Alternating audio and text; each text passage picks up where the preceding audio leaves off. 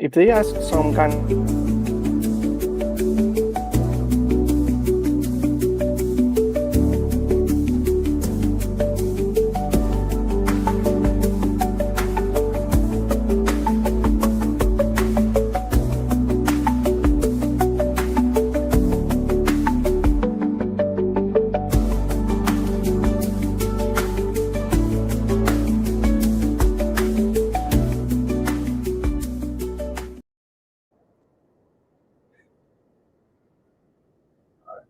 Why is the music still playing? Okay, it's finally going away.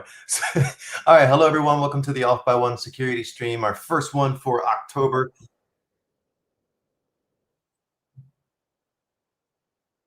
Why is it doing this? This is strange. Everything is good. I don't see anyone joining in the chat. I don't know if it's no, that's I'm hearing an echo in my voice. I don't understand why it's doing it. I'm going to drop off and come back. I'll be right back. Okay.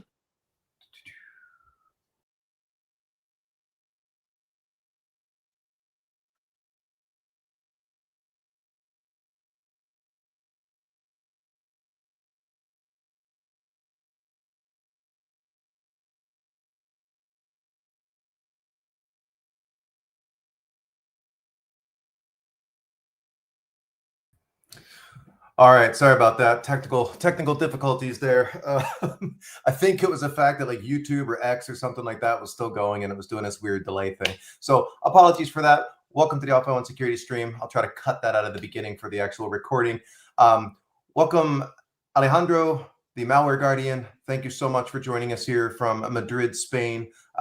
Congratulations again on the DEF CON talk, and thanks so much for coming and agreeing to do this stream. I know a lot of people looking forward to it. If you could just give a little background about yourself, I think that'd be great. Okay. Well, hello everyone. I'm just an ordinary guy passionate about cybersecurity, just like everyone else, just like everyone here. And I have like a common job as a red team operator, and I'm a lecturer too. I teach in some private universities, and then in my free time, I like to be involved in this kind of low-level stuff. So yeah, that's gonna be my introduction for today. If you really want to see everything related to my work experience, the projects I have created, you can contact me through LinkedIn. I have put everything there for you to see. Okay. Yeah, it's awesome. Yeah, thanks so much for putting the presentation together, putting it up online and everything for folks. Because one of the questions people ask is like, hey, how can I get the presentation? And he's already put it online. It's fantastic. So never had a more prepared speaker, I think. So Thank you. Yeah.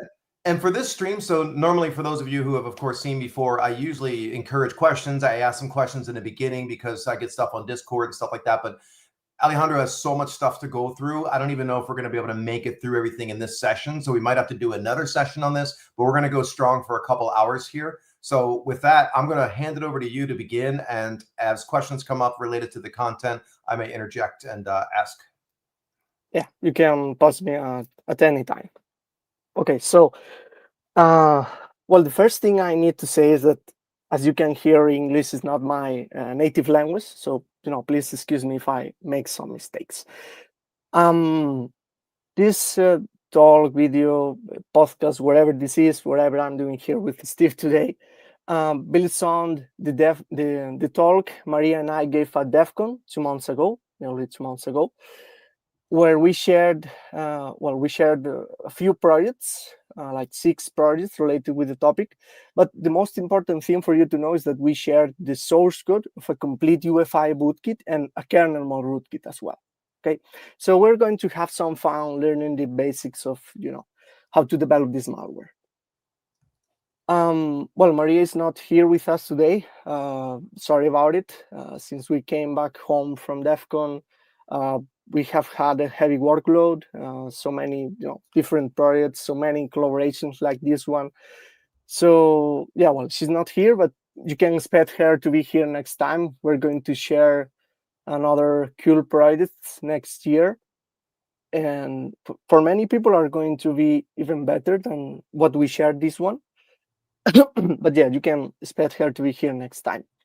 In case you have any questions you want to contact us, please do it using the QR codes you see on the screen. It's going to take you to our LinkedIn profiles, okay? And yeah, well, everyone knows why we are here. You want to develop malware, so I'm going to show you and teach you the basics and give you every resource you need to develop the most advanced malware you can actually build nowadays. And in case you missed the DEF CON talk, I have, you see that QR code on the screen. You can scan it, and it's going to take you to my own YouTube channel. I have uploaded the talk there for you to watch.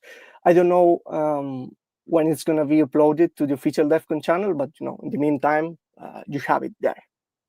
Yeah, and the great thing we were talking about before we went live is that when you're at a DEF CON presentation or something, you're restricted to like 45 minutes, and here we got a couple hours, so be able to get a lot deeper. Yeah, yeah, absolutely.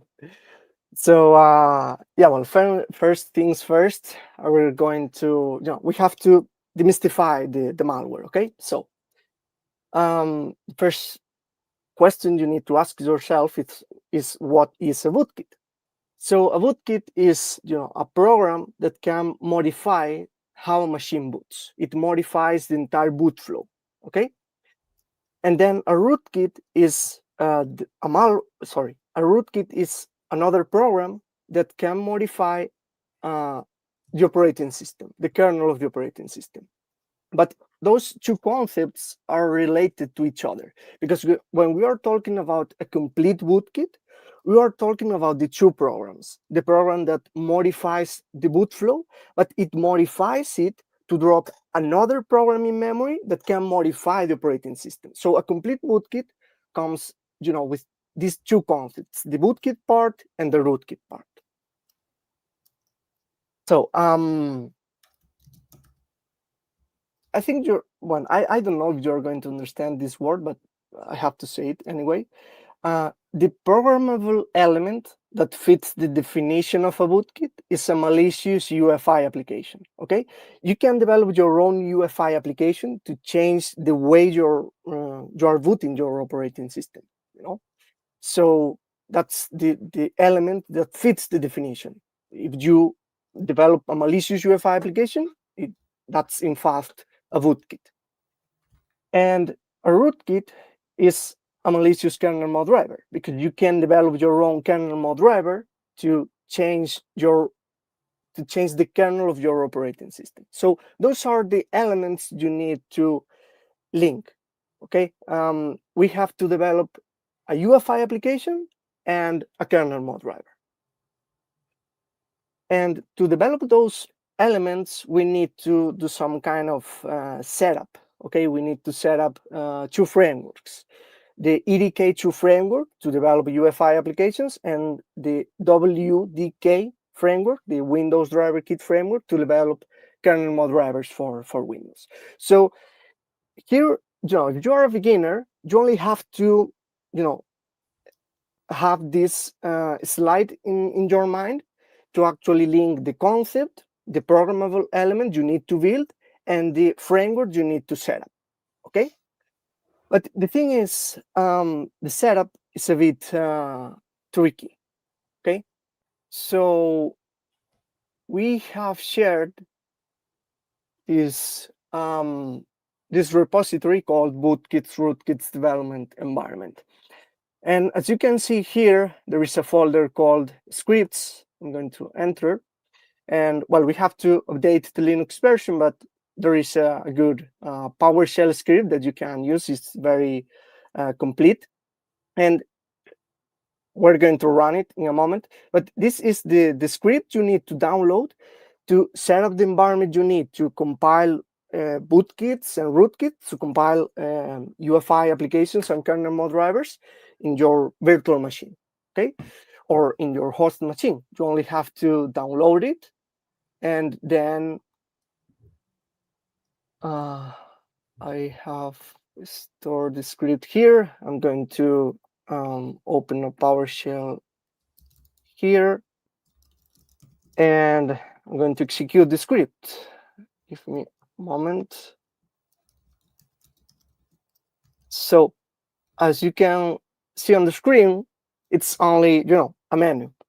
Let's say that you have downloaded an ISO file from the internet to to boot your most updated Windows 11 virtual machine, and you need to compile the malware we have shared at DEF CON, or the proof of concepts, wherever, UEFI applications, Kernel-Mode drivers, and other things.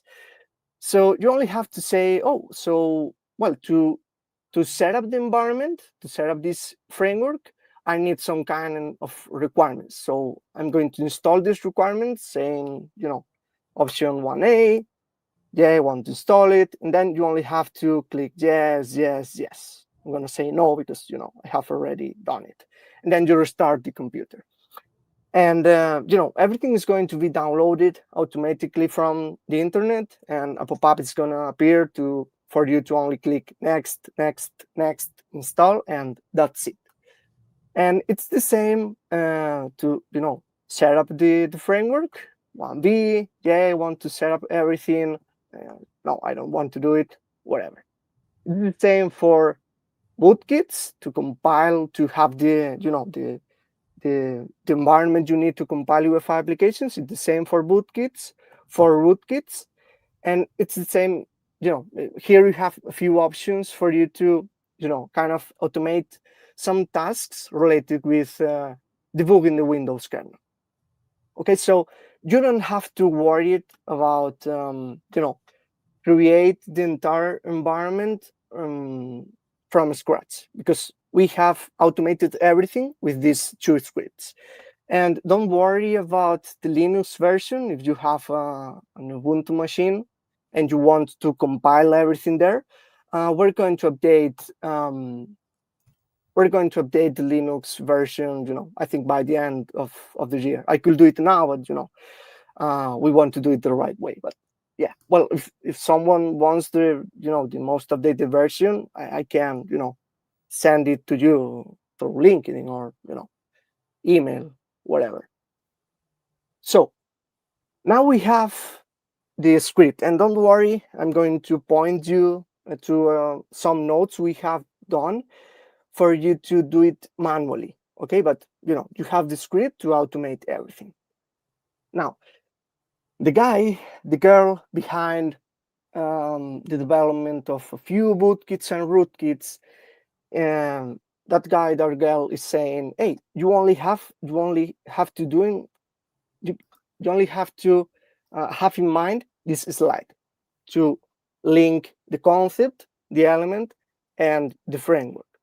But it's what I want to say now is that it's okay for you if you spend the first 2, 3, 4, 5, even 6 months only researching the topic, only reading every article that you can find on the internet, because that's the thing we did a few years ago. Okay, and I'm going to explain you a little bit about about the process Maria and I had to follow at that time. So let's say you are a beginner and you want to develop a bootkit. So you start searching that word on the entire internet, and you search what is a bootkit and something related with the topic. After 1 week of reading every article you find on the internet, you're going to realize that nobody knows what this malware is, because only a few people have actually developed one.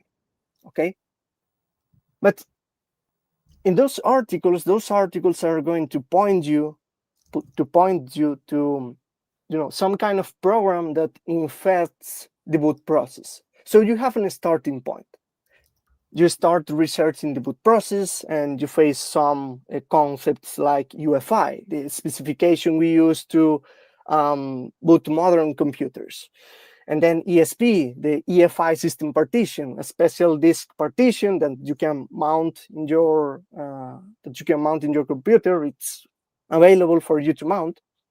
And in that disk partition, there are some UEFI applications, some bootloaders that are the files required to boot your machine. But there is no single file to boot your machine. There is a chain between files that, some ones called other ones and other ones called other ones. Okay, so you have to understand everything related with the boot process. When you do that, and you can say to yourself, oh yeah, I'm kind of understand how is the boot process of a modern computer, then you start reading articles about malware analysis. You face the concepts hooking and patching, some techniques that the malware developer has built into the Bootkit or the Rootkit to kind of control the boot flow. Okay, you want to have the control of the execution.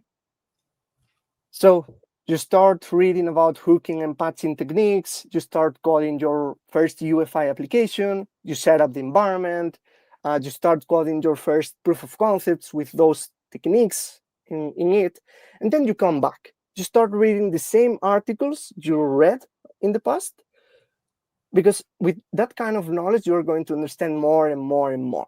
So let's think this like a circle. You have to, do some kind of, back and forth, back and forth, back and forth. I don't know if it's the correct way to say it, but I think you can get it. So that's what I say, that it's okay for you to spend so much time only reading and researching the topic, because that's what we did in the past. And we are the guys behind the Bootkits and the Rootkits that have been shared in the last months. So it's the same for the Rootkit part. You start realizing that nobody knows what a Rootkit is. Then you face the concepts like user mode, Kernel-Mode, and then you start coding in the kernel, whatever, different techniques, but it's the same, the same approach to kind of understand everything related with rootkits. And I said reading, so I want to point you to these amazing books. I have every of them here. And those are the books we have found on the internet that are going to give you much more knowledge. You're going to read things related with the topic, okay, inside these books. So if you do that, if you have that approach of reading and researching everything related with the malware, with bootkits and rootkits, you're going to end creating some kind of database of your own knowledge about this topic. So with that database, and I'm going to show you, or the database we have shared, the GitHub repository we have shared for everyone. If you read every single article that is there, you're gonna have the knowledge to mimic the behavior of every bootkit and rootkit that has been found in the wild in the last years. Okay, I can promise you that, because I have done it. So let's see a good, awesome GitHub repository we have right here. We call it awesome bootkits rootkits development. And here you have some some resources related with BIOS, UEFI specifications, basics, videos, vulnerabilities in UEFI. Well, you have so many resources that you can use to do your own research. Okay, but here is the thing: I don't like to lose time, and people don't like to lose time. So as you can see, here there is a folder called bookmarks. I'm going to enter, and here we have bookmarks.html file, right? please, the guys behind some awesome GitHub repository, you should implement this. Here we have a Python script. If you execute this Python script, this is going to take the root README, and it's going to regenerate the bookmarks.html file. So you don't need the entire GitHub repository. You only have to come here, pick the most updated version of bookmarks.html file, and you import it into your web browser, and then you can browse everything in a more easy way. Okay, so let's say I want to research something related with bootkits, and I want to see some videos or some articles about how some people have analyzed the malware, or maybe source code. The same with rootkits, with the Windows kernel. So this is the GitHub repository we have shared with everyone for you to do your own research. And in the most updated version, we have like more than 500 resources. Here, I think there are more than 428.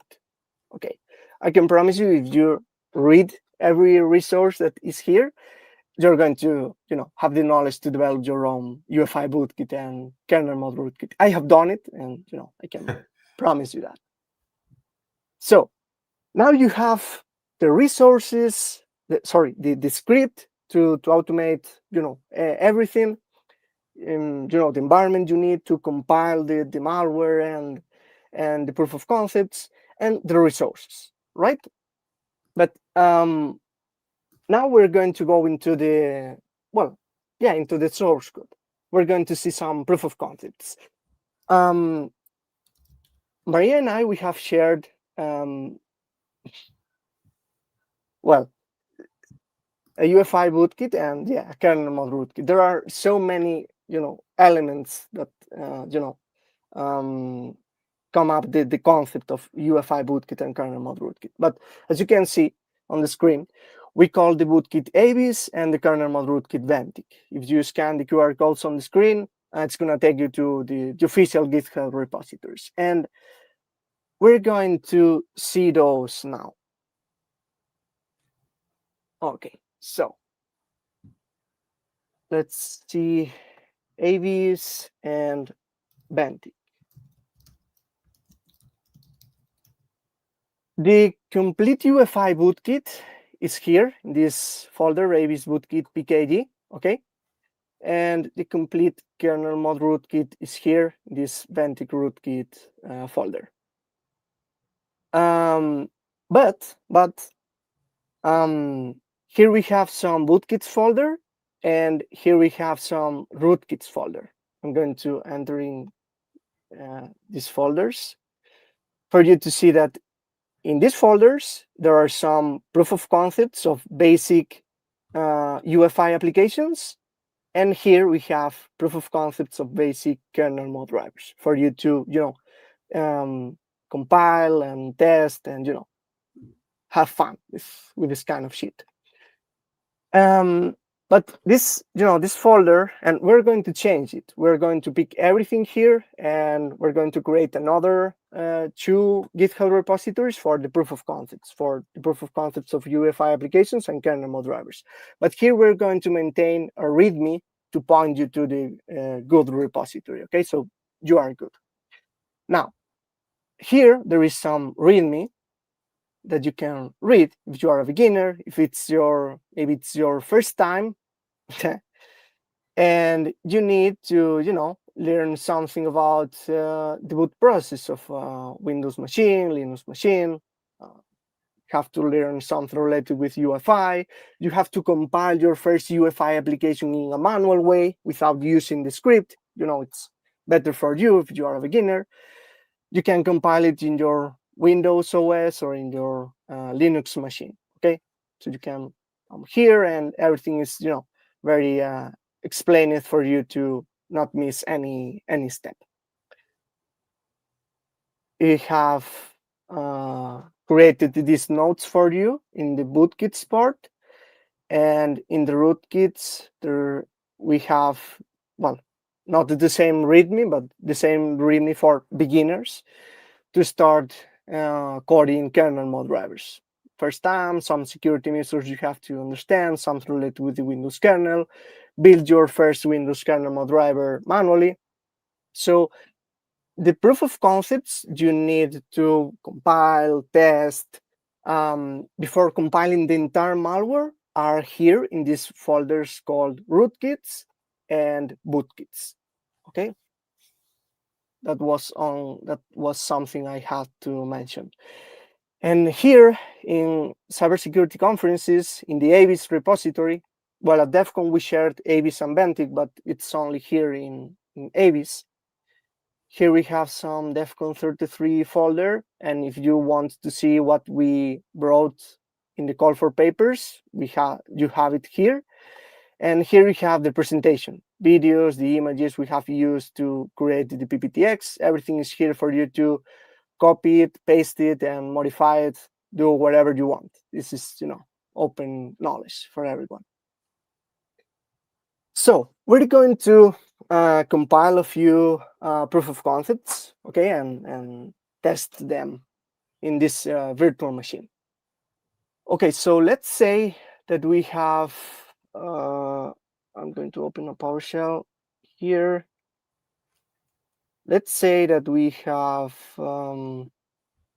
used this PowerShell script, and we have entered the option 1A and then 1B, so everything is set up for us to compile UEFI applications. If you do that, you're going to have here in C EDK2, you're going to have this folder, okay?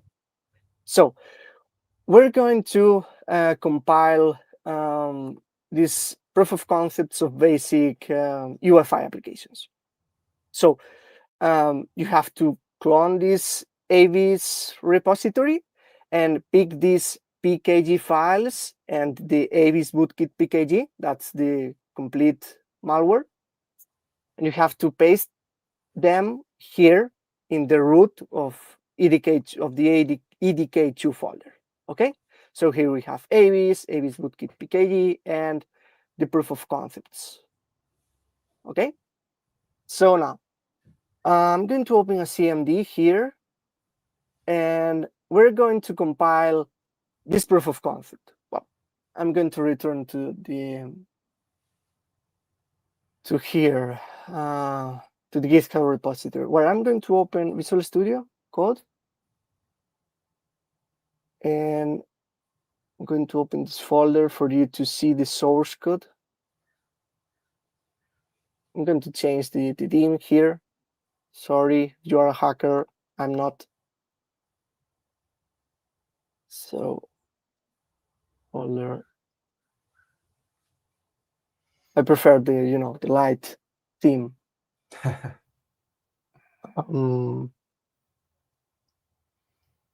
Someone was asking if you're going to touch on like how do you deal with secure boot and stuff like that when making bootloaders. I'm going to explain that in a few minutes. Cool, so cool. Give me some time. It's the next part of the presentation. I'm going to talk about that. Okay. Perfect. So as you can see here on the EDK2 GitHub repository, that's the GitHub repository that the PowerShell script has cloned into your virtual machine. As you can see here, there are some PKG folders, right? Crypto PKG, network PKG, MD module PKG. So Maria and I think that the best way for you to understand the minimum code you need to develop to create your own proof of concept or your own entire bootkit, the best thing for you to do is create your own package. Okay. If your basic UEFI application only downloads something from the internet during the boot process, that's something that you can do.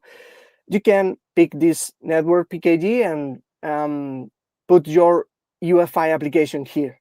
Okay, but you're going to miss, some good step of you for you to create the minimum code. When you create some package, some pkg folder, you have to create this .dsc file, .dec. So it's better for you to kind of understand everything related with the development of UEFI applications, not only to pick your basic code of a UEFI application and paste it inside a package that is already developed. Okay, so the entire Bootkit and the proof of concepts are made that way, with the minimum code you need to do that, but with your own package. So you don't know what a DSC file is. Here you have some information. Here you have a description about the file, some libraries you need to use, and everything. There are comments everywhere. Okay, so you don't have to worry about oh, maybe I don't understand what this file is for. Don't worry, there are comments everywhere. This proof of concept, well, the only thing that it does is called the file that is called to boot your Windows machine. So it's only a UEFI application that calls another file. Okay. And in case you don't know how to compile it, here you have the instructions. In case you don't know how to test it, here you have the instructions to test it in your virtual machine. And we're going to compile this code. First thing we need to do is come here to this conf folder and open this target.txt. You have to, I'm going to comment this line, and I'm going to uncomment this one to compile this proof of concept. Okay, here you can change the platform you're going to compile, the target. It can be debug, release, then your architecture, or the tool you're going to use to compile the code. Here we have put Visual Studio 2019, and if you do it in Linux, you have to put here, another theme. But don't worry, the script that we did to Linux, it changes this value in an automatic way. So, well, everything is set up here in this conf file. So now we can execute a few commands to build the proof of concept. Okay, it's gonna do it in seconds because it detects that I didn't make any change to the source code, so it's gonna do it in some seconds. But the first time you do it, don't worry, it's gonna take a few minutes. It's gonna take time. And the complete malware, it takes time for you to to build the first time. So here in this build folder, we have everything we have built. So we can come here, debug x64, and here we can see that we have some .efi file. This is the file, the final file we I don't know how to explain it. Sorry. The EDK2 framework plus the C code we have put in here in this file, that comes, that compile it, it's equal to this .efi file. It's like a .exe file, but we cannot execute it like here in this machine. We have to do some steps to execute this UEFI application. Okay, and we're going to do that. As I said before, we are beginners. We don't know how to test this UEFI application we have compiled. Don't worry. To test the application, if you are inside a Windows virtual machine, you have to blah, blah, blah, blah, blah. You have here every step. So we're going to do that. We're going to open CMD as an administrator, and we're going to mount the ESP, the EFI system partition, in this letter. So U colon and here, sorry, let's dir cd EFI. Here we can see that here we have the the default, by default UEFI application that is going to be called when the UEFI firmware doesn't find any other UEFI application like the Windows Boot Manager or the group.efi. Okay, and in Microsoft Boot, sorry, here Microsoft Boot, sorry, well, whatever.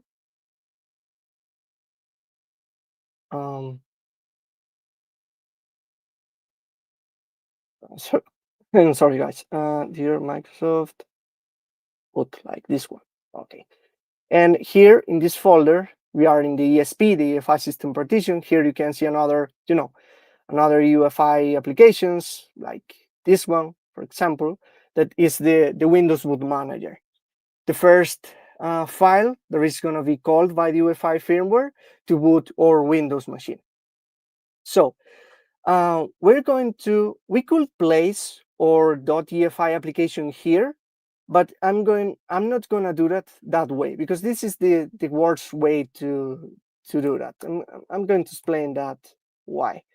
We could mount the ESP, copy our UEFI application here, and then the next step will be shut down the machine for us to test the UEFI application. It will be shut down the machine.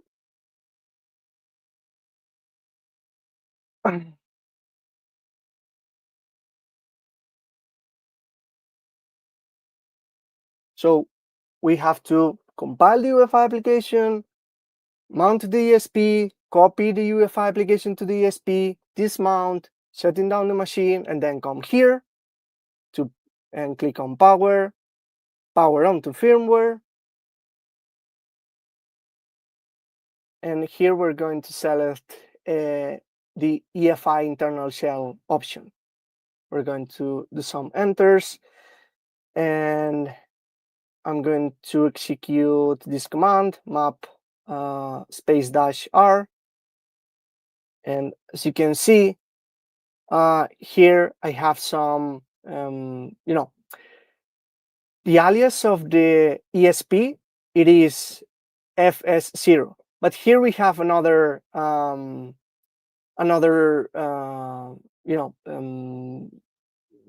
to say, another folder to get into it. Okay.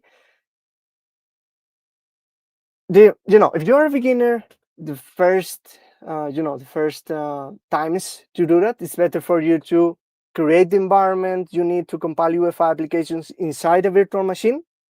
You compile the UEFI application, you mount the DSP, you copy, and you do the steps I'm going to do.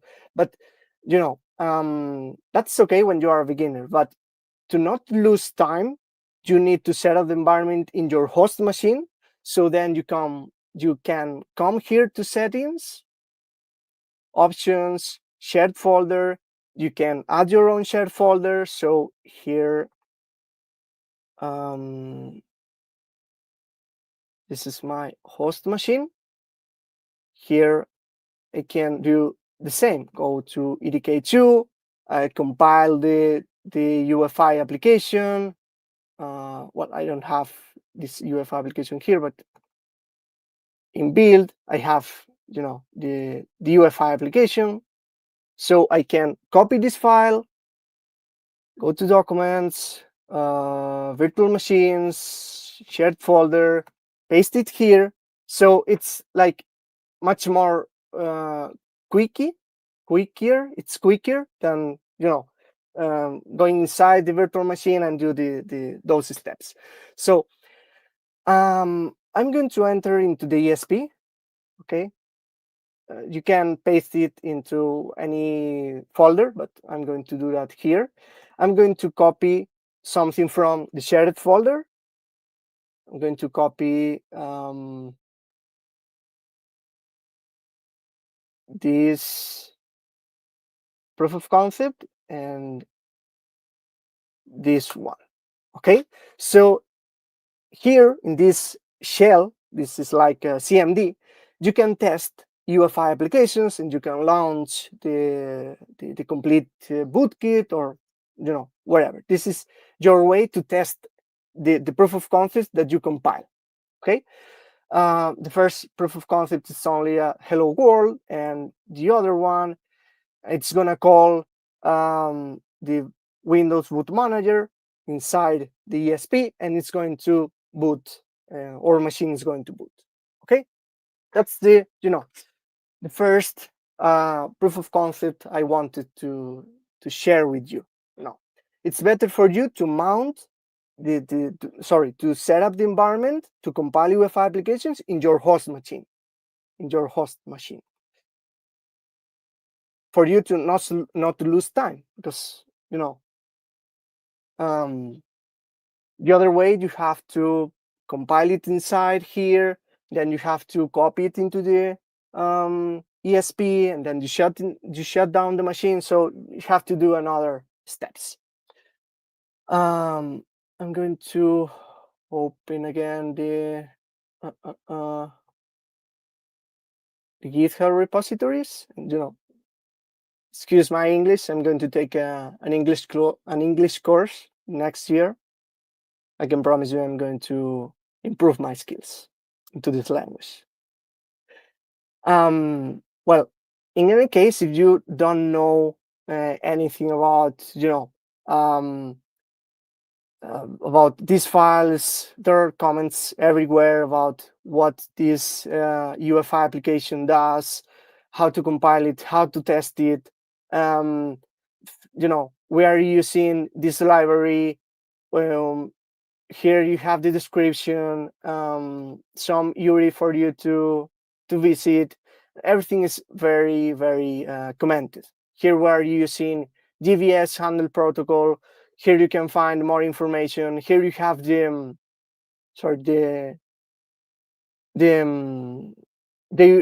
URL that is going to take you to the official UEFI specification. So there are comments everywhere. You're not going to have any trouble with compiling these proof of concepts. So we have now we have the knowledge to compile UEFI applications and test them in our own virtual environment. We're going to do the same with a few rootkits. But first, I'm going to explain. And by the end of the year, we're going to upload a new 2 or 3 new proof of concepts for you to understand how to modify the boot flow. Okay, that's something I needed to mention. Kernel-Mode drivers, proof of concepts. Here we are.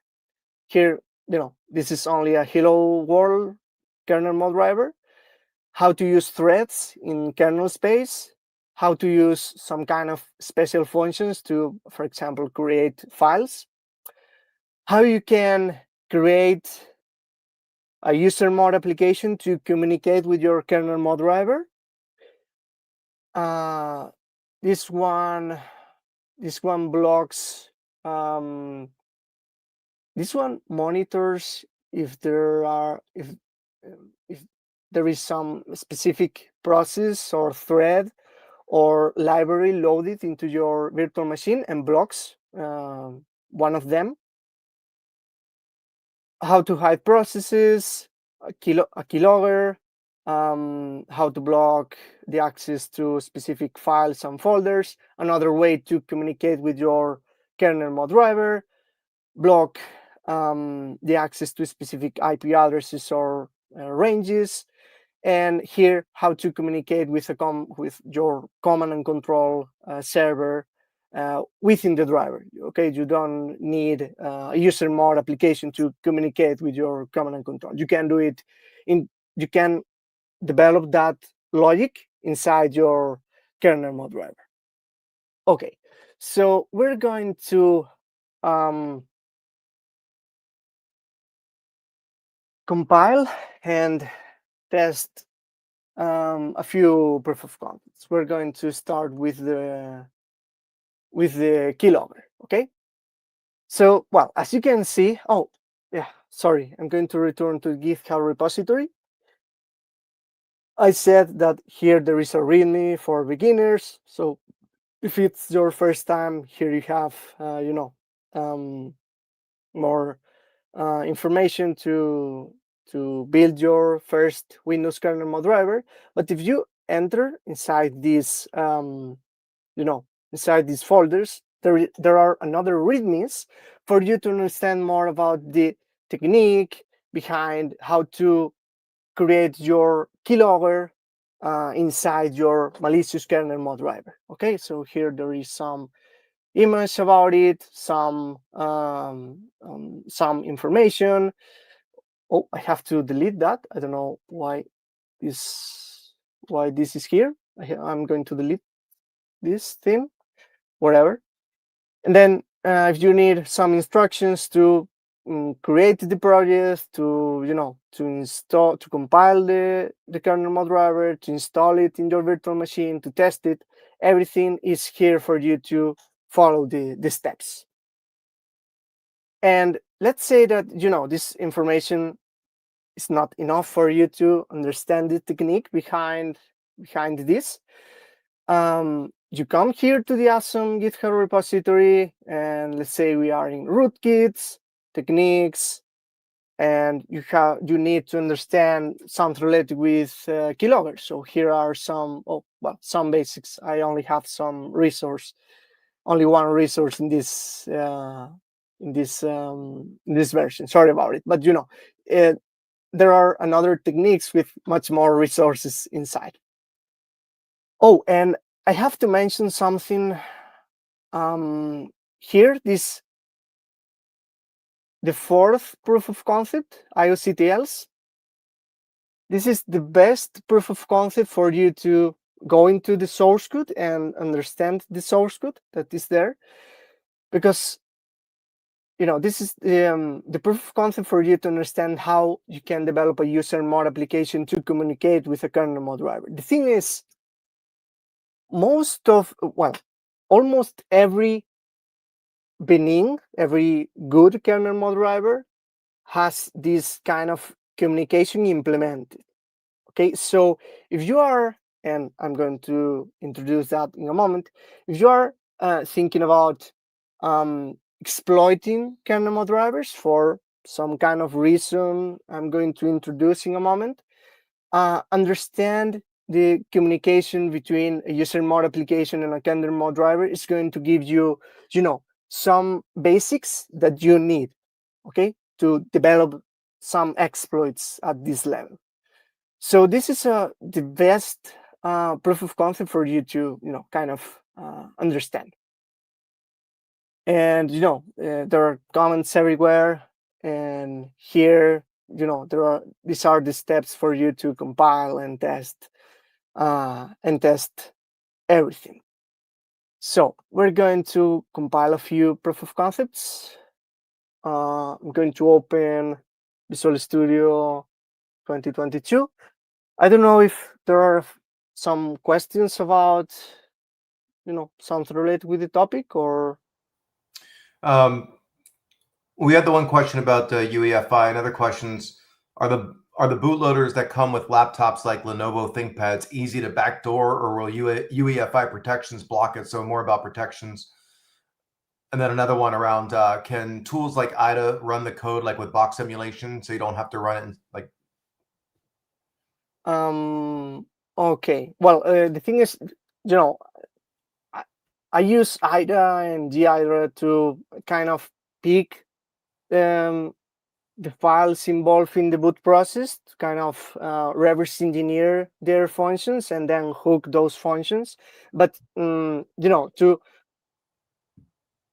debug UEFI applications, like in doing a hot debug, I don't know, yeah.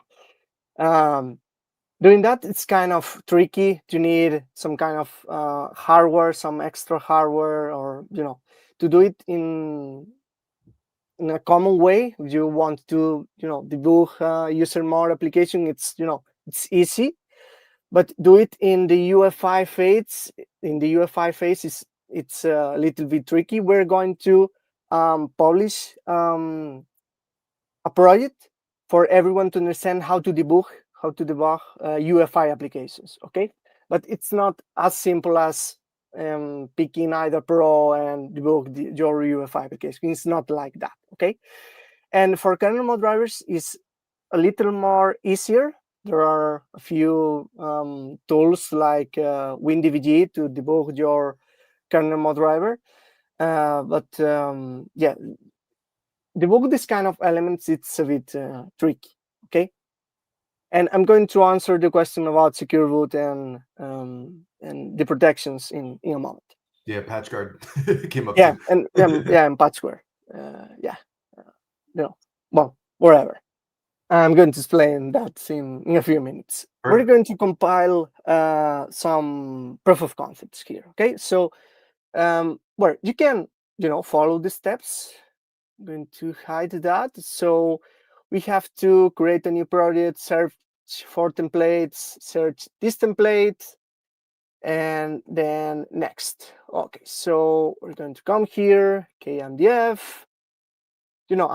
I'm doing this thing for you to understand that everything is here in the source code. You only have to read. There are readmes everywhere. There are comments everywhere. So you are not going to miss any step if you read everything. I'm going to put 1 at the end because I have already compiled it. So I have another solution with the same name. I'm going to create. And if you have to, include another library, everything is going to be here at the, in the first lines of the source code of every proof of concept. I'm going to copy the entire code, come here, add new item. Sorry, yeah, new item. Right click, add new item, driver.c, add. Paste it, save, build, rebuild solution, and we have built it. So now we have a .sys file. Here is our driver. So I'm going to close that. I'm going to close that as well. And I'm going to copy that file. It's inside the malware guardian, source, repos, keyboard filter 1, x64, debug. And I'm going to copy this file to this folder, drivers. Okay. I'm going to copy the path, and to test it, we have to open a CMD as an administrator. Well, to test every Kernel-Mode driver, there is some kind of protection that doesn't allow us to load it. So you can use the script, the PowerShell script, to do this thing, or you can do it, in a manual way. The cdedit.exe set test signing on.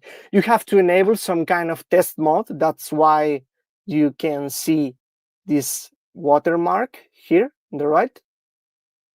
You have to enable some kind of test mode that is going to disable a protection, and that's going to allow us to load the rootkit. If you don't do it this way, you have to pick the source code of the Kernel-Mode driver, insert it into our bootkit, and then shut down the machine and execute the bootkit to drop the rootkit in memory in an automatic way. So there are so many steps for you to follow if you don't enable test mode. So please enable it if it's your first time, and then if you are playing with different kernel mode drivers that you want your bootkit to drop in memory, you can do it in the hard way. To load or sorry, I'm a guy, so I cannot write and say things at the same time. So give me a moment. Create it. No, short command. Sorry, command. Mm, yes, this one. Okay. So for us to load our rootkit in this machine, we have to create a service, okay, with this option, sc.exe create the name of the service with the type kernel, because this file, this .sys file, is a kernel mode driver. And we're going to specify start on demand. So we execute this command. Now we can say I want the kernel mode driver to start. But before doing that, and it's explained in the README and in the source code, to see what this proof of concept is doing, we can open this DVG view tool as an administrator. This comes with the sysinternals suite, and here we have to click on capture, enable capture kernel, enable variables kernel output. We have to close it and run as administrator again. So now we're going to see some kind of messages here. I'm going to start the service now. So everything is running, and what this proof of concept does is it's well, you don't see it, is capturing every keystroke I'm writing.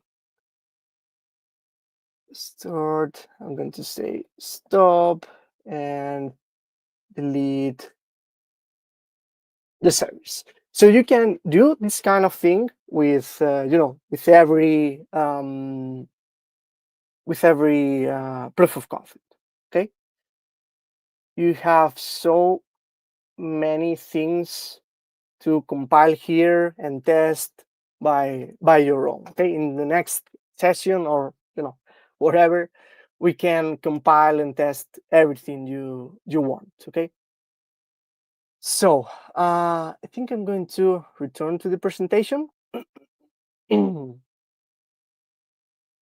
We have to pause for a moment the compilation and developing phase, and we're going to we need to introduce a few protection mechanisms that don't allow us to install the malware, okay, the Bootkit and the Rootkit. There are much more than only these two that I'm going to introduce.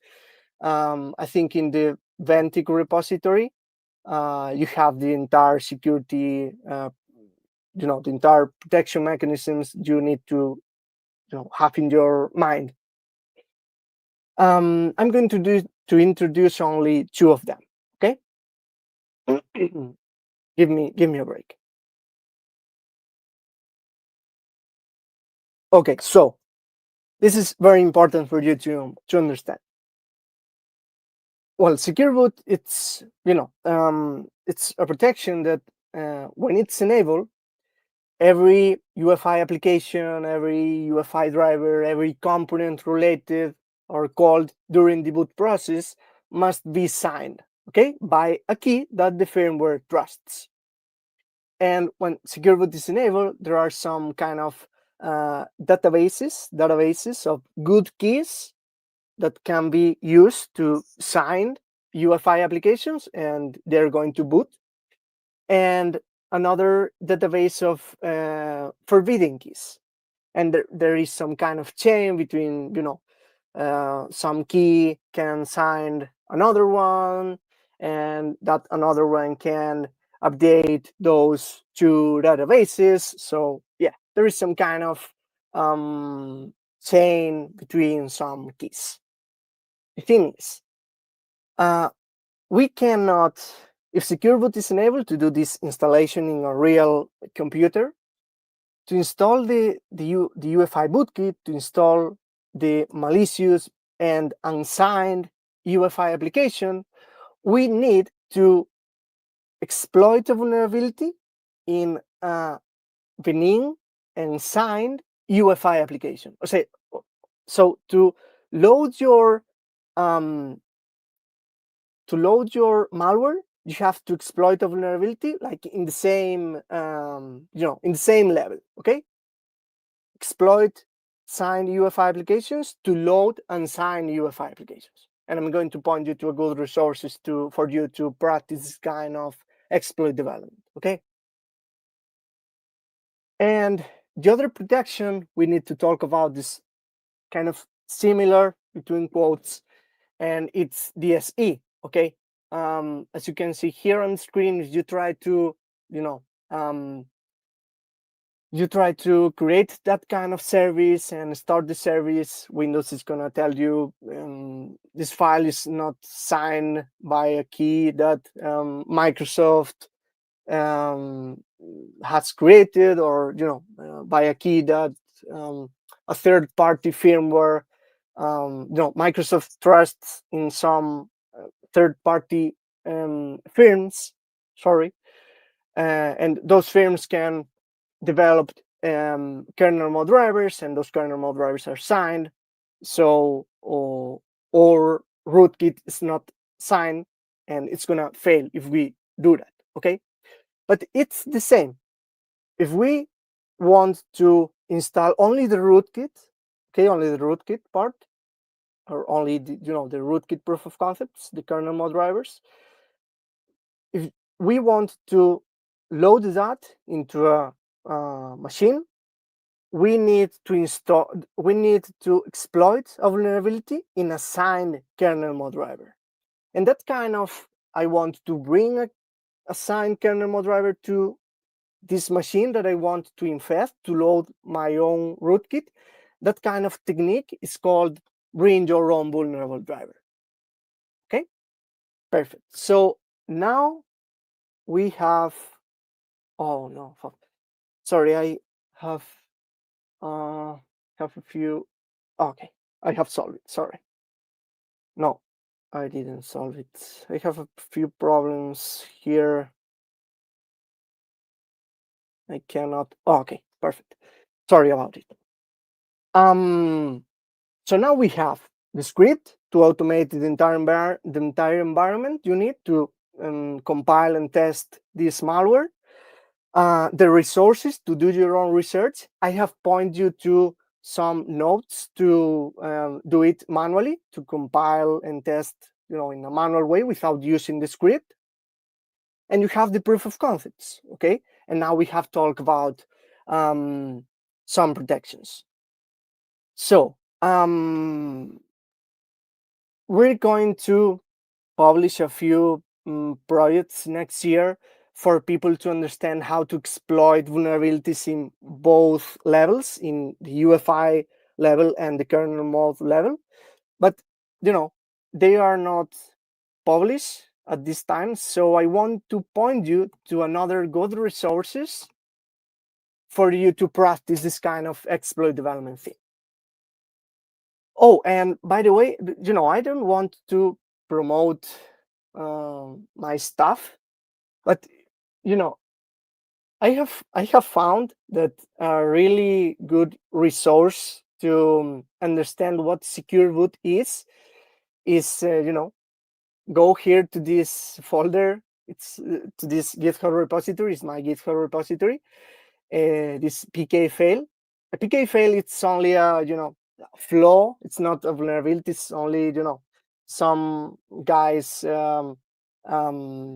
publish a key that was used as a key as a platform key for so many computers in the world. So the key that was used to update another ones was exfiltrated. No, it was published by a human error.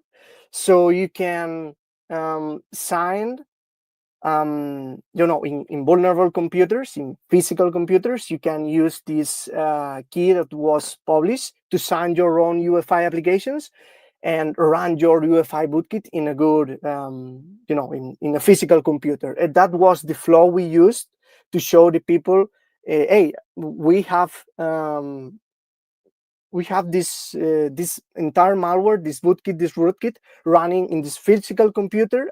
It was a DEFCON with secure boot enabled.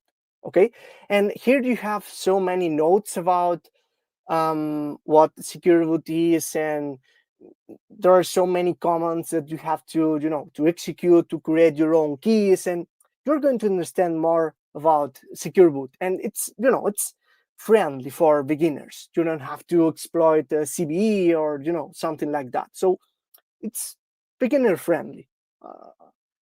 I just wanted to mention that. But and sorry, I have to write, so I cannot talk. Give me a moment. No worries. Feel free to promote your stuff as much as you want. It's amazing, comprehensive information. It's like very kind of you to share. Okay, perfect. Thank you, Stephen. Yeah, UEFI app.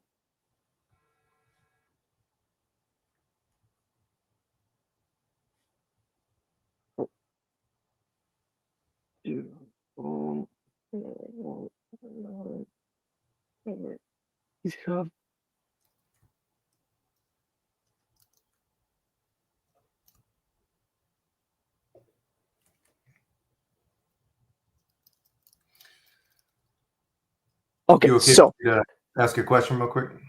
Oh yeah, absolutely.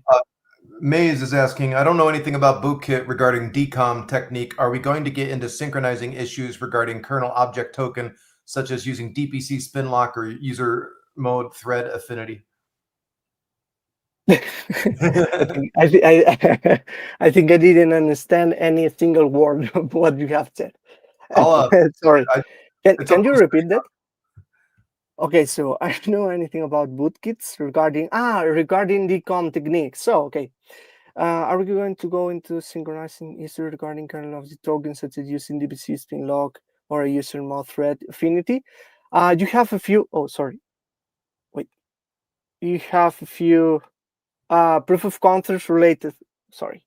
You have a few proof of concepts related with that kind of stuff, with threads in kernel and that kind of things. And if you don't know anything about, if you only have developed something related with the decom techniques, well, here you have some another proof of concepts that we have not developed. But yeah, well, anyways, if you come to the Pentic repository, here you have more things for you to play with. Not only the decom technique, it's very well known. Oh, and here, the thing with the decom technique is that people do it in a bad way, and that's what patchwork catches you and gives you a blue screen of death. So here you have, I'm not going to show you, but well, yeah, why not? It's like you can perform, because the thing is, people use some kind of function that is there for you to use, but that kind of function, you have to do another step for you to not breaking the machine. And here in this proof of concept, is not going to give you any blue screen at all, because we have we have doing this. We have developed this function to link a process entry, but in a good way, doing some kind of cell references between a few pointers, and that way you can avoid the blue screen of that. Okay, that something curious about it, about the decom technique we have shared. I'm going to come back to how to exploit UEFI applications. Okay, I don't know why.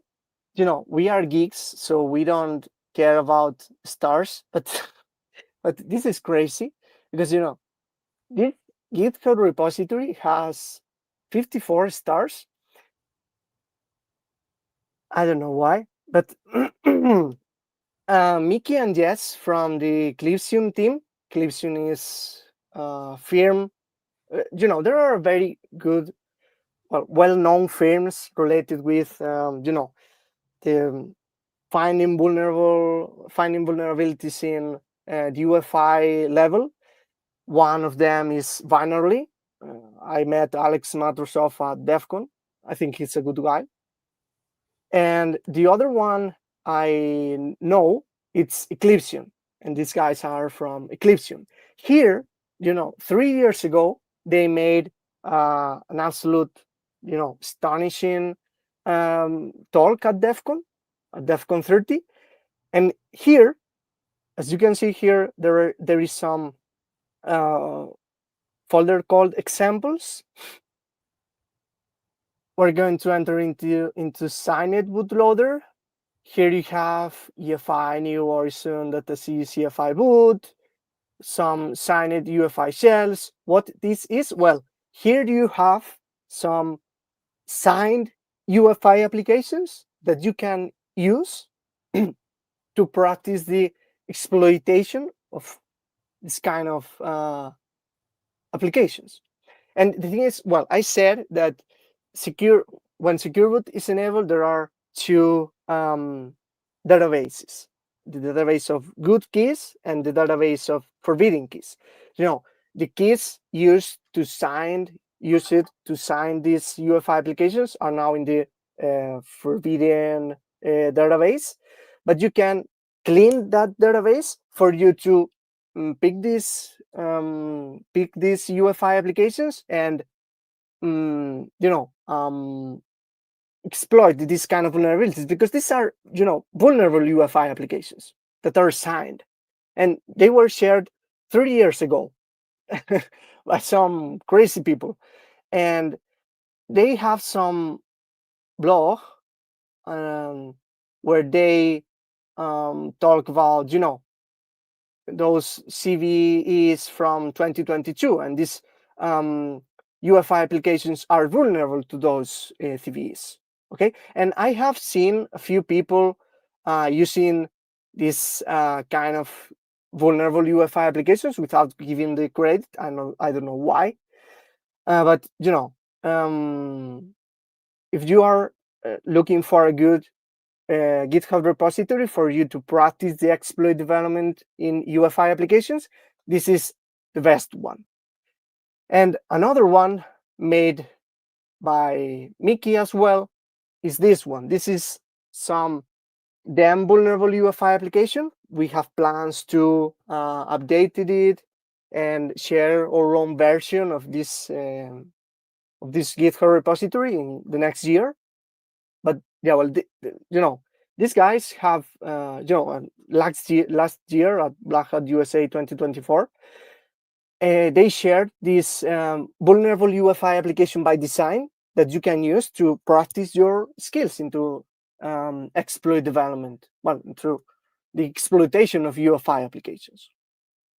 And then when entering into the kernel exploitation, here you have this very well-known GitHub repository, the hack6 stream vulnerable driver, a driver vulnerable by design with so much vulnerabilities that you can exploit. And if you need more resources related with this kind of topic, you only have to do this kind of search. Bring your own vulnerable driver GitHub, and you're going to face so many GitHub repositories with exploits and vulnerable drivers. So that's your best starting point. And I'm not affiliated with this guy right here. I don't know who it is, but yeah. Anyway, I would like to mention him here. Well, this guy, or the team behind Exploit Pack, have created Exploit Pack. Exploit Pack is some kind of, it's like Metasploit, but the pro version. And here, this is like a command and control software. And this kernel pack, this is a rootkit. I'm not affiliated. I don't want you to buy this shit, but it's only something curious that I wanted to mention. There is some team out there that is selling professional rootkits. This is a rootkit with command and control capabilities, just as the same you have here in, sorry, not in Avis, in Ventic. They have implemented this kind of thing to communicate the driver with the command and control. And the thing is, if you have bought Exploit Pack, these guys gave you some 0 days of vulnerable Kernel-Mode drivers and vulnerable software, because you are your client. And in Black Friday, they have a few discounts, some lifetime licenses, and I have Exploit Pack, so yeah, they shared a few 0 days about about vulnerable Kernel-Mode drivers, that they are not well known to be vulnerable.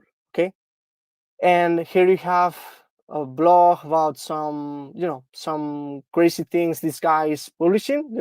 There are a few guys that you can follow on LinkedIn. I can send you a list of them that publish a real good shit. Let's say it in that way. So and that was related to exploit UEFI applications, exploit Kernel-Mode drivers. That's the way for us to load or Bootkit or load or Rootkit. And we're going to publish in the next year, we're going to publish some projects for, some beginner-friendly projects, some GitHub repositories for you to kind of understand more how to develop exploits to this, to exploit these vulnerable elements. And okay, so now, and sorry about it, but I wanted to do it quickly, because now we have to explain this kind of thing, how a Bootkit works. And to explain this thing, I'm going to pick one of the best things, one of the best applications. I'm going to open almost the best application that Windows has, and it's Paint. Okay, so don't worry about everything you see on the screen. I'm going to explain it in a very straightforward way. So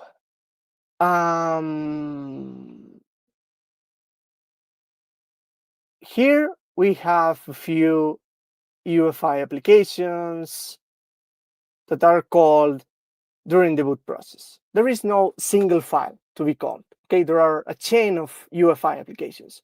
Here we have the Windows Boot Manager. Okay, some .efi files, the Windows Boot Manager. I'm going to Windows Boot Manager. Sorry, oh, fuck, well, wherever. Windows Boot Manager. Boot, yeah. Here we have another UEFI application called Windows OS Loader. And here we have the kernel, the Windows kernel, Windows NT kernel. So as you can see on the screen, one file called another one. It's like one UEFI application called another one, load this one in memory, and this one called another one. It's like, it's a chain of calls, okay? So this is the first UEFI application that is called when the machine is booting, okay? So, we kind of, we can understand that our bootkit has to be called in the first way, okay, the first time. So we can how to say it? We can replace this file with our own UEFI application, our own bootkit, or create some kind of configuration to be the first file that is called by the UEFI firmware. Okay. Now, a bootkit, a UEFI application, a malicious UEFI application, what it's going to do is, we can develop a UEFI application to only call this file, just as we watched, a few moments ago. But if we do that, we're going to execute the entry point of this UEFI application, and we're going to lose, we're going to lose the execution. So a bootkit, what it does is it loads this UEFI application in memory. So now we have the assembly code, the instructions here in memory. And this is the same file, okay? So, but we didn't call any entry point. So the file is here, the UEFI application is here in memory for us to modify wherever we want, okay? So let's say that this doesn't exist, okay? We only have the Windows Boot Manager. And if we call the Windows Boot Manager, some kind of magic is going to happen and our machine is going to boot. Okay, so only one file. We have only one UEFI application to modify. So the UEFI application is in memory. So now we can scan the memory using, a few functions called find pattern and find the start of a function. And using these two functions, we can locate one that is here in this UEFI application. And that function is responsible for enabling some kind of protection mechanism. So we can, using these functions, this find pattern and find start functions, we can locate this one, change the instructions, the first instructions, to say, hey, I want you to jump to these others in memory. And here we can have our own function to say, hey, I don't want you to enable this protection at all. And after doing that, then the UEFI application calls the entry point of, or UEFI bootkit calls the entry point of this UEFI application. But the thing is, we don't have only a file, only one file. So we have to jump, we have to do some kind of jumps between this chain.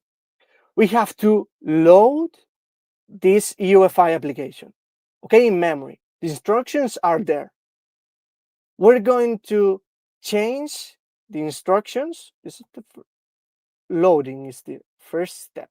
Now, we have the UEFI application here in memory. here we have a function. We're going to change the instructions of this function to execute this one, okay?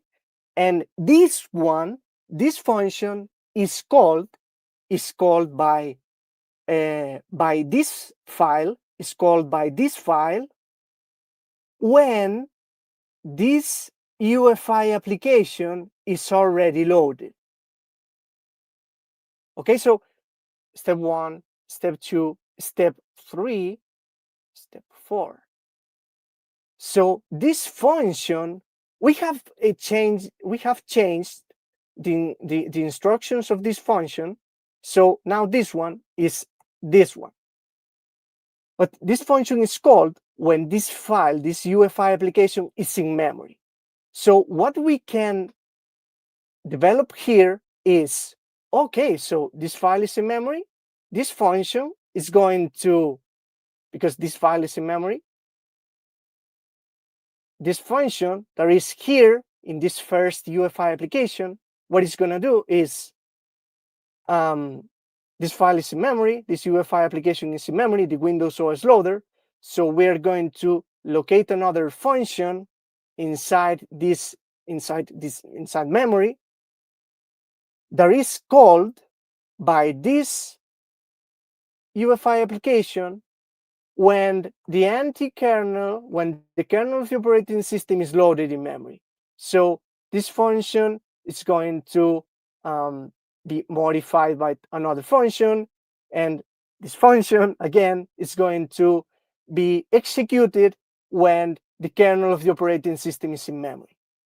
We're going to publish a few or maybe 3 proof of concepts in the ABIS repository for you to understand the kind of, the steps you have to do to maintain the execution. But more or less, it's like that. It's like we load this first UEFI application in memory. We change the instructions. So we change a function that is called when this file with this UEFI application is in memory. So we change another function that is called when the kernel is already in memory. So everything is like putting code in memory that is going to be called when another code is going to be loaded in memory. Okay? So, and at some point when the kernel it's in memory, you can disable DSE, you can disable password, you can disable whatever you fucking want, and drop a rootkit, drop a Kernel-Mode driver in memory as well. I know it's difficult, and my English is not the best, but it's like that. Don't worry, because we are going to, as I said before, we're going to upload a few proof of concepts for you to understand this in a very straightforward way. So, we're going to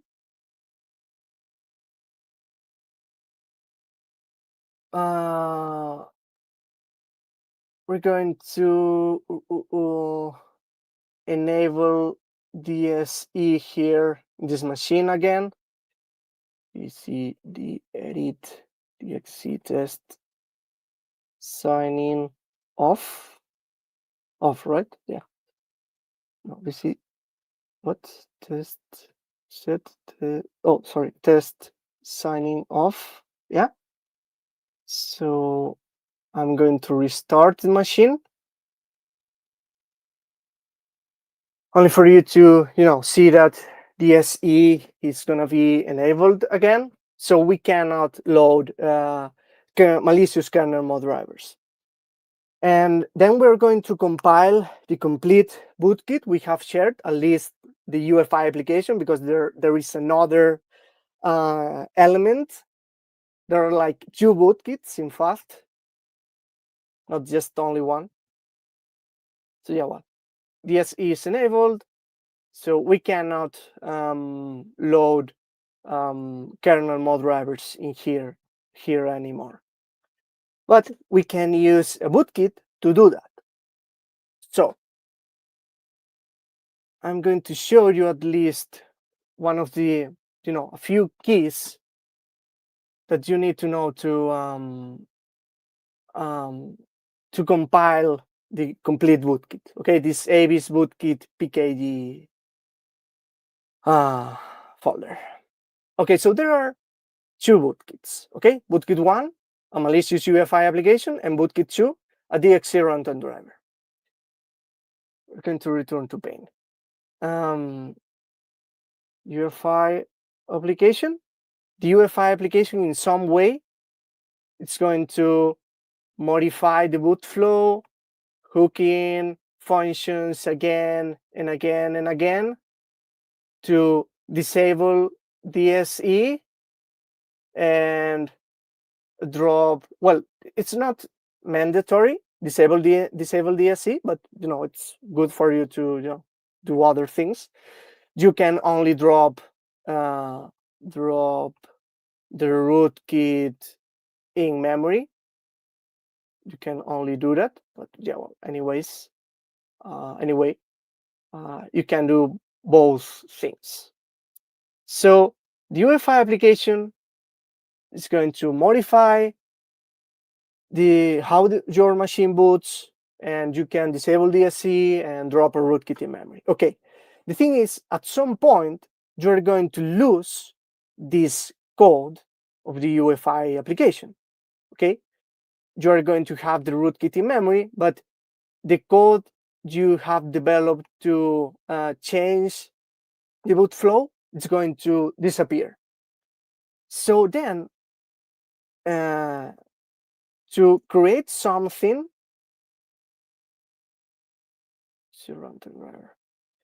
to create and load something during boot that is going to be alive through the entire life of the operating system. To do that, we have created another element called that's the bootkit number 2, and it's a DXC runtime driver. It's some kind of UEFI driver that allows us to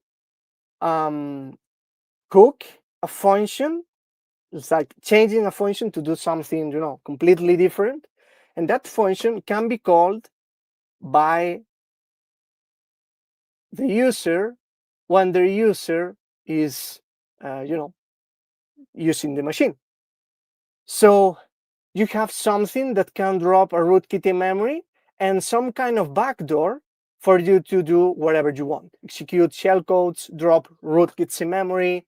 You have something here that can be called to tamper with the kernel of the operating system. And you have created this thing during boot and loaded this thing during boot. Okay? So, to the UEFI application, and I want to show you in a web browser. Sorry.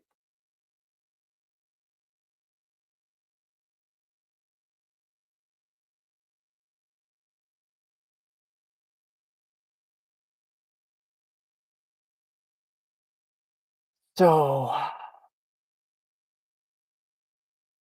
the UEFI application has so many modules. Okay, there is some module only to modify the boot flow, and another one's for you to understand that you can pick this UEFI specification. You can pick the UEFI specification from here. No, HTML file.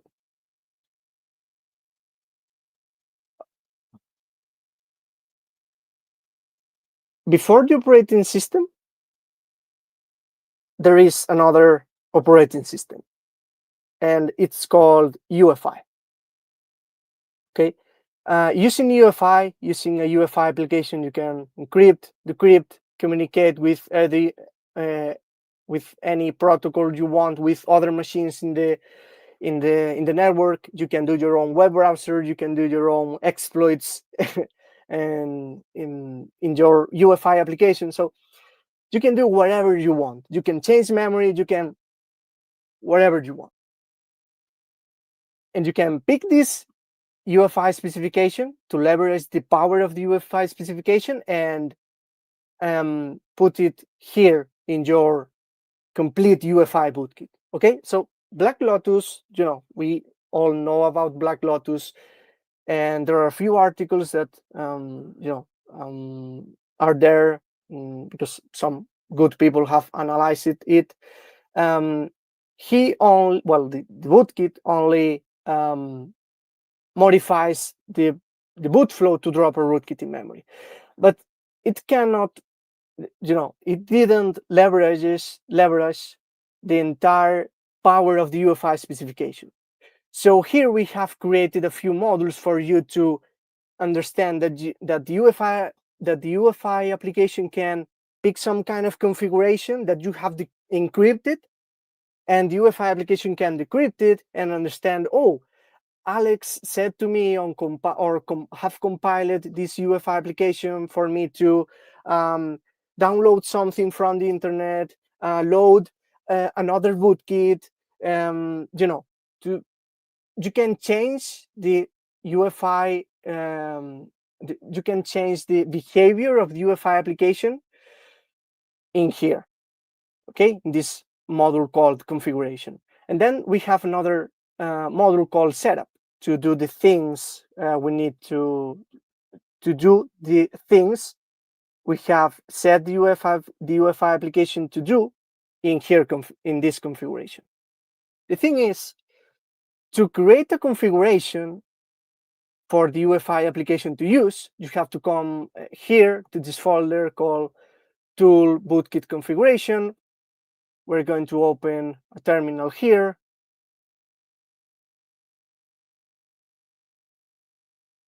Wait, I wanted to zoom in. Here in templates, okay, here in templates, you can see some JSON file. I'm going to click on view, word wrap. Here you have the default configuration to put into the UEFI application. So do you want to display something on the screen? You can say true, false.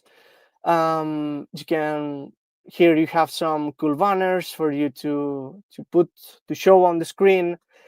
You can load another UEFI driver that this guy has developed for the UEFI application to be able to drop something into the disk. So you can drop that in, you can download that driver from some kind of command and control server, or you can drop it in disk because it's embedded here in the UEFI application in some kind of file that I'm going to show you now. You want to create drop some kind of tool into the disk. You want to load the other rootkit, the DXC runtime driver, or you want to map a rootkit in memory. You want to disable DSC. Well, here in this JSON template, you have everything you need with some kind of description. You have everything you need to modify to change the behavior of the UEFI application. Okay, so let's say that we want to, that false. We want the UEFI application to act like a bootkit, hooking critical functions in the boot manager. Yes. We want the UEFI application to drop a Kernel-Mode driver in memory. Yes. We're going to modify the entry point of this Kernel-Mode driver with our own entry point, with our own Kernel-Mode driver, with the rootkit. And then we want to disable DSC as well. Yes and yes. Okay, so we have some kind of configuration here. We're going to execute this script, this Python script. You can randomize some values. These are going to be used by the UEFI application to deobfuscate and decrypt this configuration. I have to put some kind of password here, and now we have to copy everything here.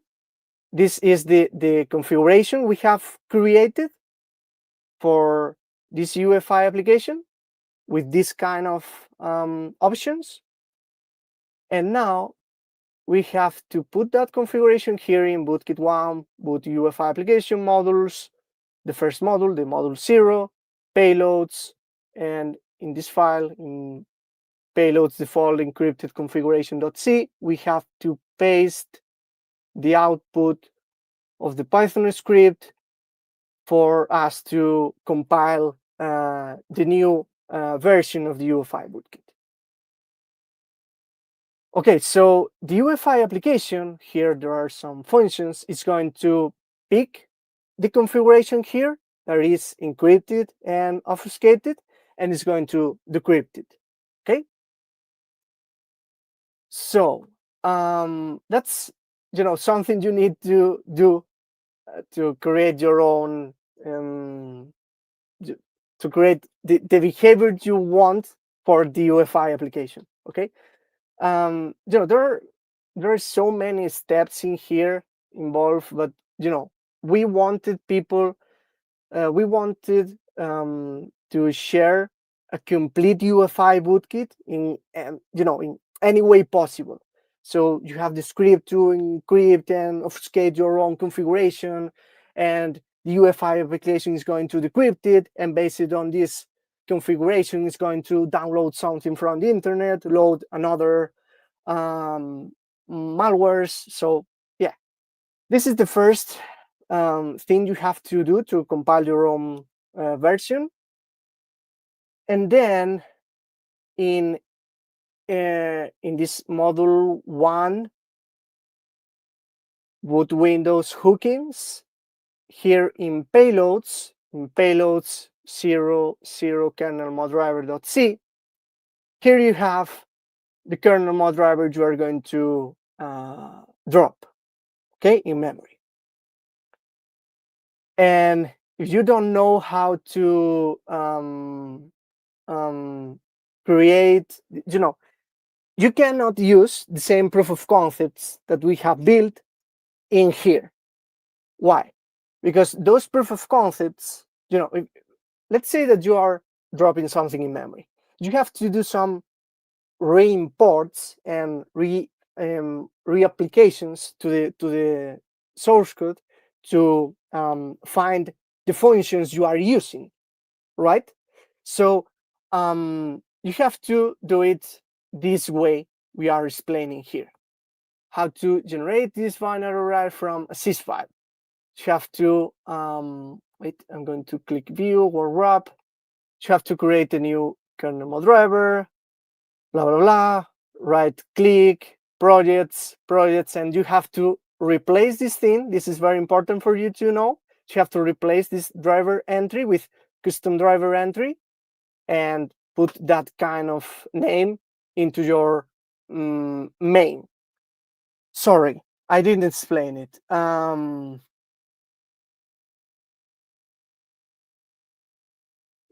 Here, no, sorry, Bentic. The most basic kernel-mode driver, and please use my code instead of the code you're going to find in the Microsoft blogs, because you're going to face a few problems if you use that kind of code. Mine works, so please use this theme. A most basic kernel-mode driver has some driver entry. This is like a main. And here, that's for the loading part. If we are using the command sc.exe start this kind of service. But when we stop the service, we have to some kind of unload routine is executed for you to clean everything, to clean, if you are attaching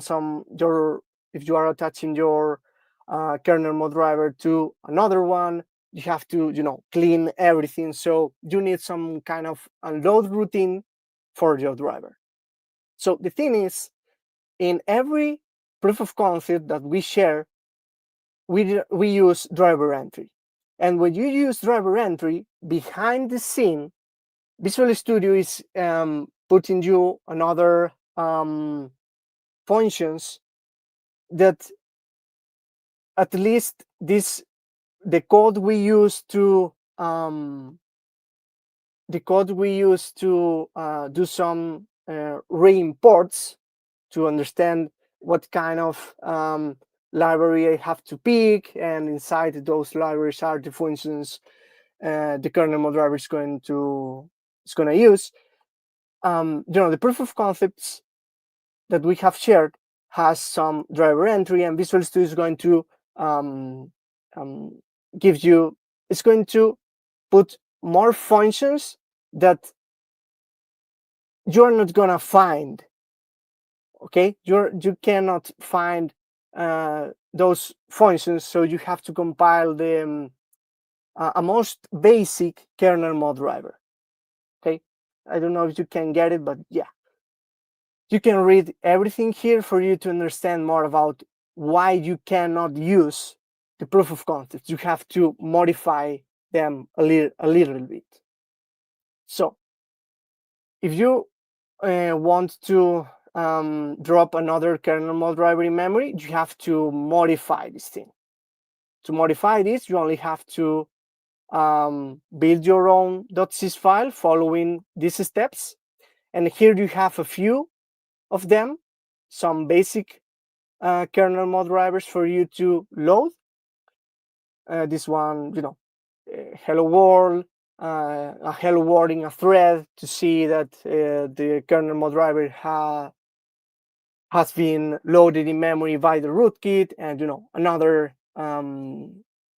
another code. This is the only code that we hadn't commented. Okay, but it's the only thing you're going to face without any comments inside.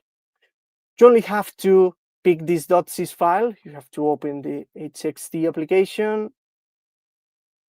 So to create this kind of instructions, you have to come here to file, open this folder, payload throw.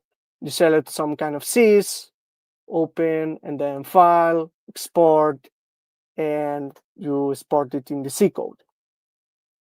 So then you can come here, paste the output, and the UEFI application is going to drop wherever you put here in memory. So we're going to test it. This is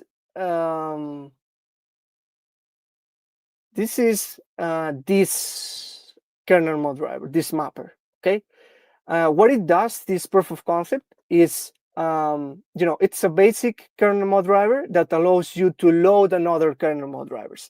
And something important for you to know is that every single proof of concept, except this one, except the hello world, has some kind of a thread, has some kind of thread for you to see a message every 30 seconds. Okay, so you kind of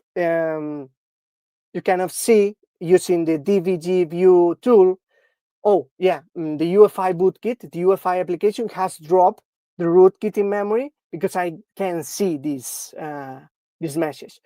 The thing is, if you use this code in a physical computer, and a physical computer and a virtual machine is not the same. You have to delete everything related with threads if you are using this code in a physical computer. Okay, only for you to know, it's going to bring you a blue screen of that if you use it in a physical computer, at least because we don't have we don't have done a good developing here in this proof of concepts, okay? Just only for you to know. So we have changed this file here to create our own behavior.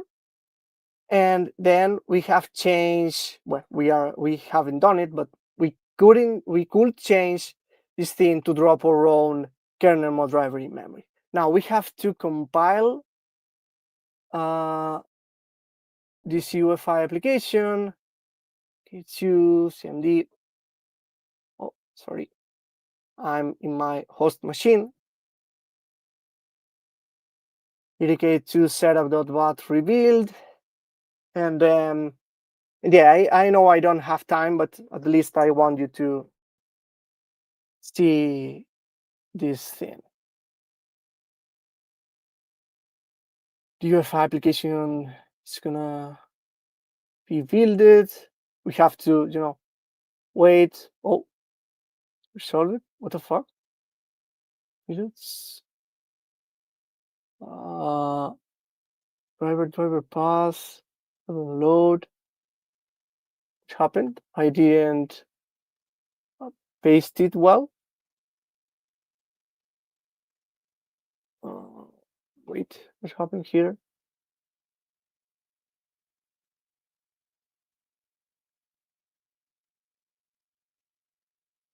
Oh yeah, I think I didn't paste the entire output. Well, sorry about it. I'm going to execute it. I'm going to execute it again with the old values. I'm going to test this script happening here. Create Davis configuration, wherever.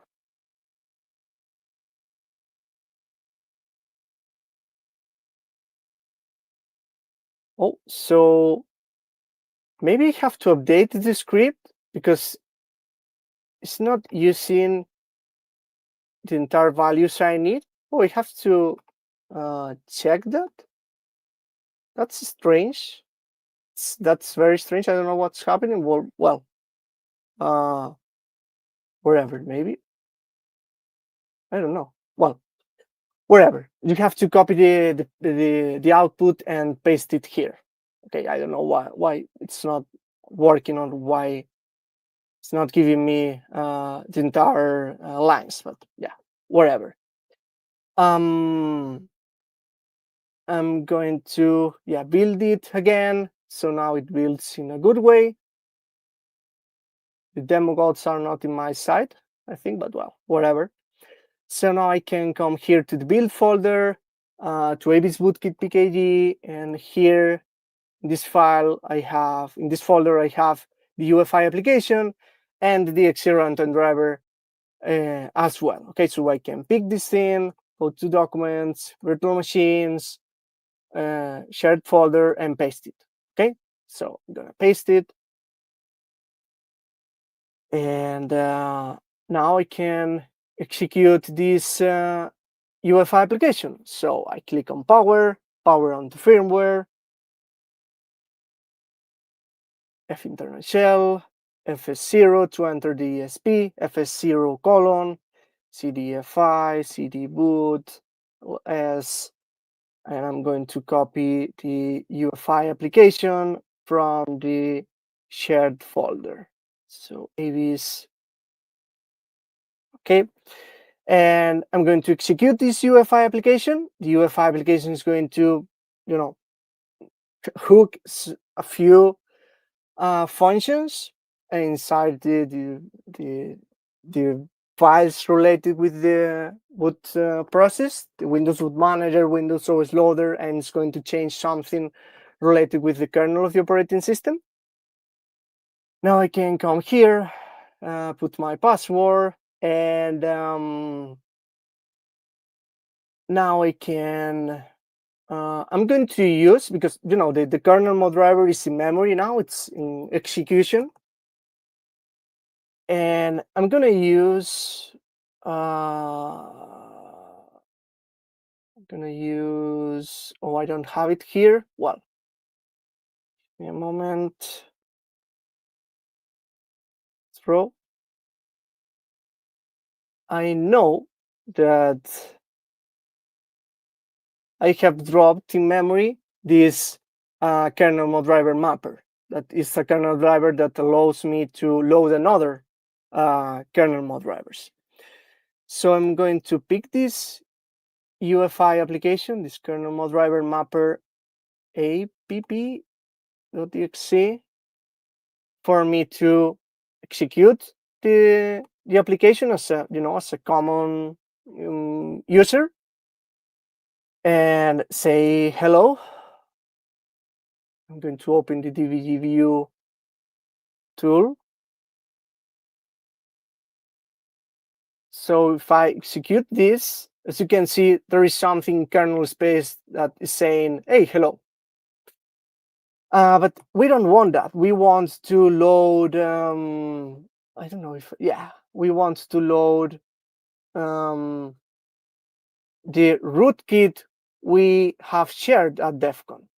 We are going to use a basic Kernel-Mode driver that the UEFI application has loaded in memory, and we are going to use that Kernel-Mode driver to load another one that has more capabilities, okay?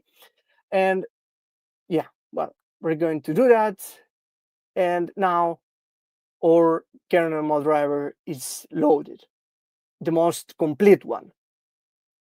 So now we can use another tool to communicate with the complete rootkit, and say, we can say all techniques. We're going to list the options to the NSI. Wait a moment.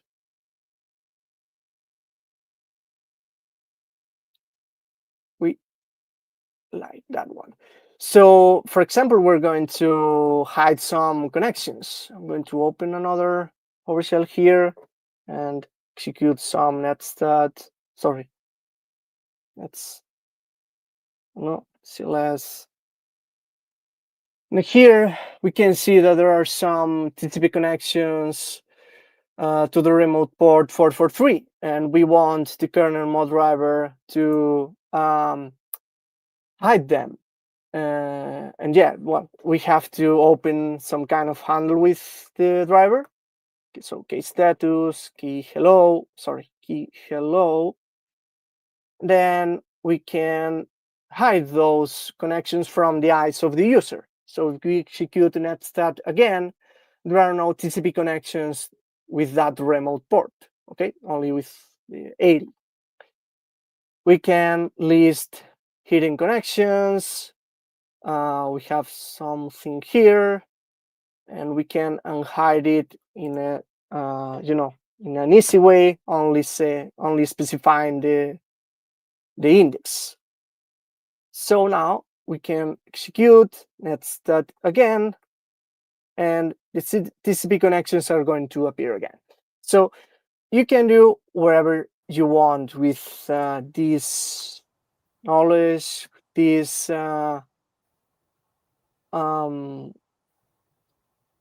with this Bootkit and Rootkit, and we have developed how to hide processes, the keylogger part, how to hide connections, how to block connections, how to hide folders and files from the eyes of the user. So you can test the rootkit, the Bootkit, and I don't know why I wanted to create this theme and it didn't work. I have to review this script. It worked for me like 4 hours ago. I don't know what I'm doing wrong, but well, whatever. Demo gods, like you said, demo gods. Yeah, well, I don't understand that part, but yeah, well, anyways, chores completed. Right on the dot. Yeah, give me a moment. Well, I didn't explain every technique related with the rootkit. but you have the source code available, everything, there are comments everywhere, and you have the presentation of DEFCON for you to see. And here you have everything you need. It's like the Bootkit, the Rootkit, the awesome resources. I don't remember this one, but it's a good one. Just scan it. Yeah, just scan these QR codes, and everything is there for you to play with. And the DEFCON talk is here as well. So yeah, I know it was a very quickie way to introduce yourself into this topic, and my English is not good, but I think we're going to do another part from another talk with Steve. I don't know, but I'm supposed that for me to show you the source code and every technique in detail. Okay, but now you have the resources, you have the malware. We didn't have it a few years ago, and we have shared it with the entire world for you to copy, paste it, and do wherever you want. That's yeah, like that. Those are gonna be my last words. Yeah, no, thank you so much. That's very comprehensive and amazing. So I think definitely gives people a good place to go start. And obviously now it's the hard work. You got to go and dig in and just work through it, get it working on your system, pay your dues a little bit.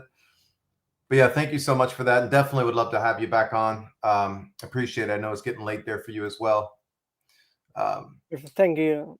Cool. I know there were some questions, and we don't have time to get to them right now, but please post them on YouTube, and we'll check the comments on YouTube and answer there accordingly. And next time we have another session, we can certainly loop back and discuss those, because there's definitely some good questions asked. But other than that, next Friday, like I mentioned earlier, we have a really amazing shellcode framework that was I think sponsored by or funded by the NSA.